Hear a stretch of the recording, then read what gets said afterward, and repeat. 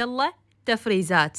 بما انه الجو تغير فيلا تعالوا خلينا نجهز المجمدة وننظفها حتى نجهزها للتفريزات الشتوية.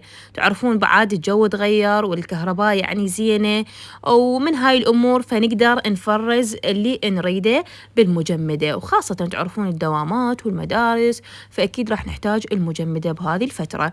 فهنا حبايبي أني نظفت المجمدة وتخلصت من كل الثلج اللازق والكل هالهوسة، وشوفت لكم إياها بعد ما تخلصت من كل الثلج اللي بيها كان لازق، وصارت عندي بهذا الشكل.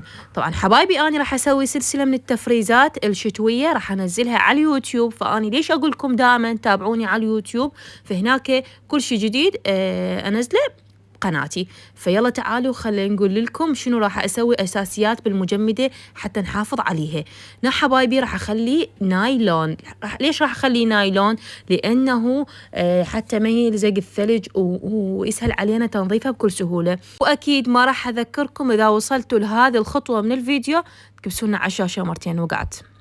المهم صارت تكبسونا على الشاشة مرتين وتسوونا متابعة وقولوا لي انتوا فرزتوا سويتوا شغلات شتوية، جهزتوا للشتاء، شنو سويتوا من تجهيزات، كتبوا لنا بالتعليقات. فشوفوا حبايبي بعد ما نظفت المجمدة وصارت عندي لوز تخبل، فلا تنسون تروحون على اليوتيوب وتسووا لي متابعة حتى ننزل سلسلات تفريزات شتوية. صراحة بعد ما جهزت المجمدة وسويتها بهذا الشكل الحلو المرتب، أول شي يعني ايش تتخيلون أني سويت الكبة. تشوفوا شلونها ما شاء الله، كبة الشوربات، كبة البرغل.